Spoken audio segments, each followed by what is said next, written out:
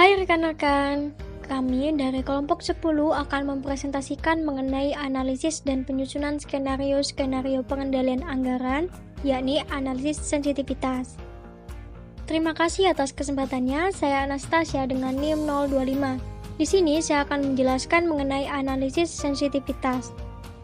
Analisis ini dilakukan untuk mengetahui akibat dari perubahan parameter-parameter produksi terhadap perubahan kinerja sistem produksi dalam menghasilkan keuntungan.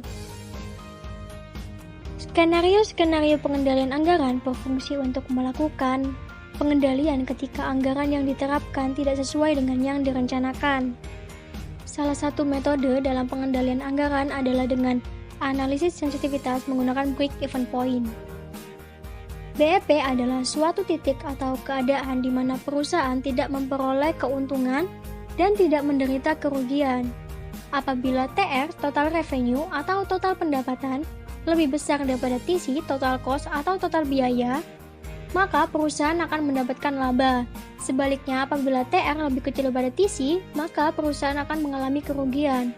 Lalu, apabila TR sama dengan TC, maka ini yang disebut dengan terjadinya BEP atau break-even point, yakni laba sama dengan 0. Terima kasih atas kesempatannya. Saya Laili Kusna dengan NIM 2019-210189. Di sini saya akan melanjutkan presentasi dari rekan saya. Di sini saya akan menjelaskan mengenai asumsi analisa break-even. Analisa break-even ini membutuhkan asumsi tertentu sebagai dasarnya. Asumsi-asumsi ini adalah yang pertama, semua biaya dapat diperkirakan secara tepat pada berbagai tingkat kegiatan. Dengan demikian, perubahan tingkat produksi dapat dijabarkan menjadi perubahan tingkat biaya. Yang kedua, biaya yang dapat diperkirakan itu dapat dipisahkan, mana yang bersifat variabel dan mana yang merupakan beban tetap atau fixed cost. Maka, analisa break-even hanya dapat dihitung bila mana sebagian biaya merupakan beban tetap. Yang ketiga, tingkat penjualan sama dengan tingkat produksi. Artinya, apa yang diproduksi dianggap terjual habis. Dengan demikian, tingkat persediaan barang jadi tidak mengalami perubahan atau perusahaan sama sekali tidak menyediakan stok barang jadi. Keempat, harga jual produk perusahaan pada berbagai tingkat penjualan tidak mengalami perubahan. Ini berarti pasarnya sedemikian sempurna sehingga tidak akan mampu merubah harga pasar yang terjadi. Yang kelima, efisiensi perusahaan pada berbagai tingkat kegiatan juga tidak berubah, sehingga biaya variabel setiap unit produk itu sama untuk berbagai volume produksi. Yang keenam, harga jual tidak berubah, maka tidak terdapat perubahan pada berbagai kebijakan pimpinan yang secara langsung berpengaruh terhadap beban tetap keseluruhan. Yang ketujuh, perusahaan dianggap seakan-akan hanya menjual satu macam produk akhir. Bila mana dalam kenyataannya produk yang dibuat lebih dari satu macam, maka sales mix dipertahankan tetap sama. Cara penentuan tingkat break-even. Terdapat 3 cara pendekatan yang dapat dipakai dalam menghitung tingkat break-even perusahaan untuk suatu periode. 3 pendekatan ini adalah yang pertama, pendekatan secara tabelaris, yaitu dengan cara menghitung jumlah penghasilan dan biaya pada berbagai tingkat atau volume penjualan atau produksi. Yang kedua, pendekatan secara grafis, yaitu dengan menggambar kurva penghasilan, biaya tetap, dan biaya total pada berbagai tingkat penjualan atau produksi. Yang ketiga, pendekatan secara aritmatik, yaitu dengan menggunakan rumus. Yang pertama, pendekatan total. Dengan rumus, BEP sama dengan biaya tetap keseluruhan per 1 min biaya variabel keseluruhan per penghasilan penjualan. Kemudian rumus kedua yaitu pendekatan per unit. BEP sama dengan TFL per harga jual per unit dikurangi biaya variabel per unit. Sekian presentasi dari saya, selanjutnya akan dilanjutkan oleh rekan saya. Terima kasih atas kesempatannya. Nama saya Sila Maya Nur Hakiki dengan NIM 2019-210224. Di sini saya akan menjelaskan mengenai materi tentang langkah-langkah penyusunan skenario pengendalian anggaran. Nah, di sini terdapat langkah-langkah penyusunan skenario pengendalian anggaran. Nah, yang pertama, menghitung nilai BEP sebelum perubahan asumsi. Yang kedua, menghitung nilai BEP setelah perubahan asumsi.